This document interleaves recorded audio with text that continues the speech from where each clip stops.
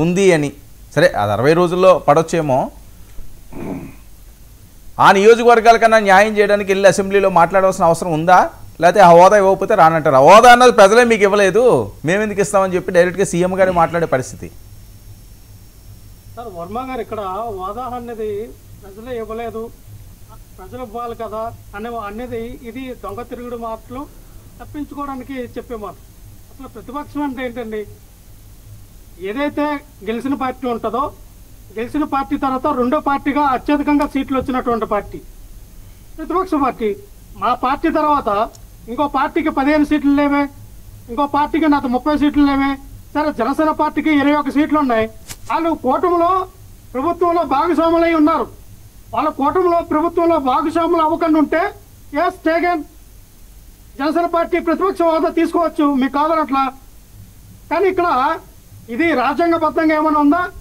ఇన్ని సీట్లు వస్తేనే ప్రతిపక్ష హోదా లేకపోతే ప్రతిపక్ష హోదా లేదని ఏ ఆర్టికల్ అయినా సూచించిందా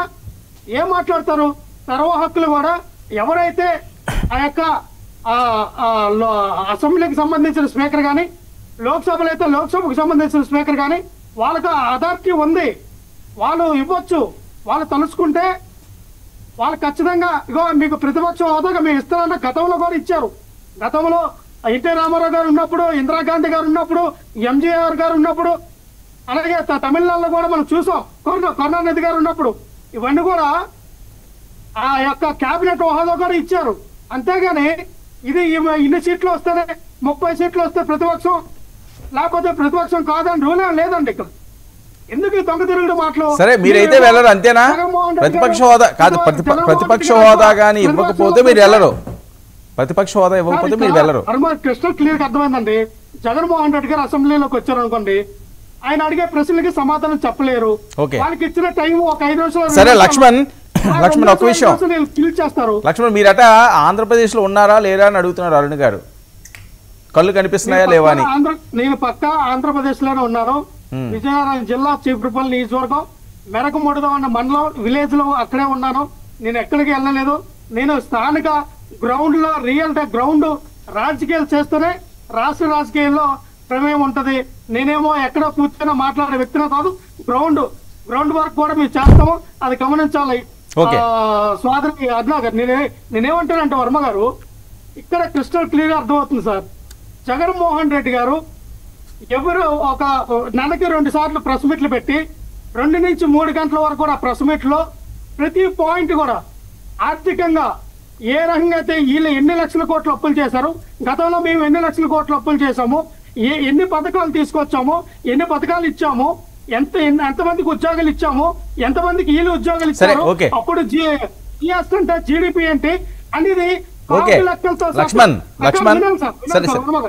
point to point power point presentation తో ఆయన వివరించి చెప్తే వీళ్ళకి ఎవరికి సబ్జెక్ట్ ఉంది పవన్ కళ్యాణ్ కి చదువు లేదు సబ్జెక్ట్ లేదు నారా లోకేష్ స్టాన్ఫోర్డ్ చదివాడు మనోడికి బుర్ర తక్కువ ఆలోచన ఎక్కువ సరే సరే ఓకే ఓకే ఎందుకు అవన్నీ పర్సనల్ గా ఎందుకు ఇది వ్యక్తిగతం ఏంటండి ఇది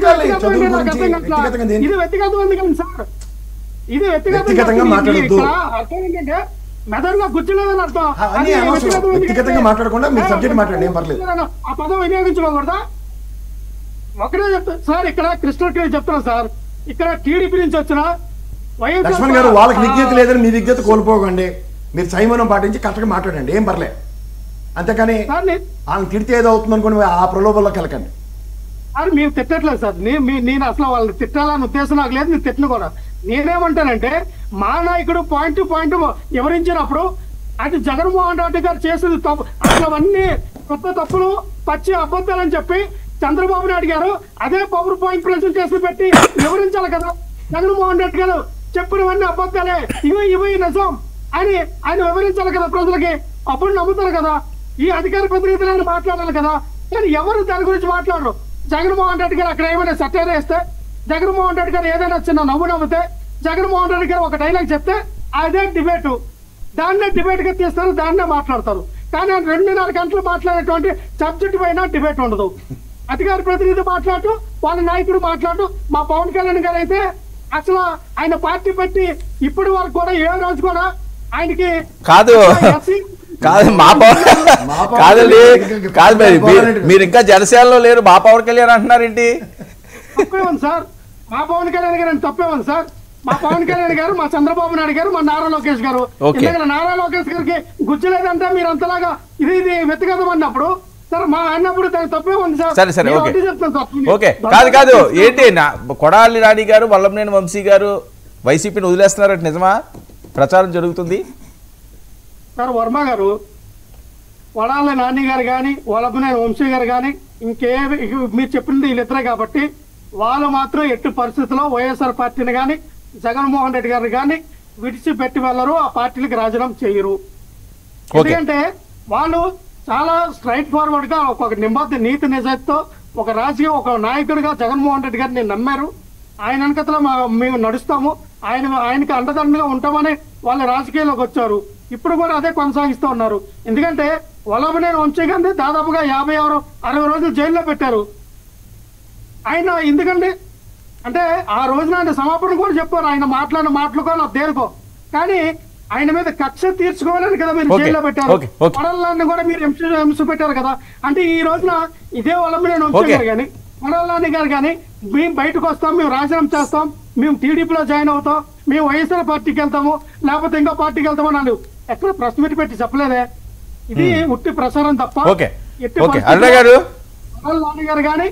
వల్లభనేని వంశీ గారు కానీ మా పార్టీ నుంచి విడిచి జగన్మోహన్ రెడ్డి గారికి మరి ఆయన్ని విడిచిపెట్టి పార్టీ నుంచి బయటకు వెళ్ళే పరిస్థితులు అయితే ఎట్టి పరిస్థితుల్లో లేవు. ఓకే ఓకే అరుణ గారు రెస్పాండ్.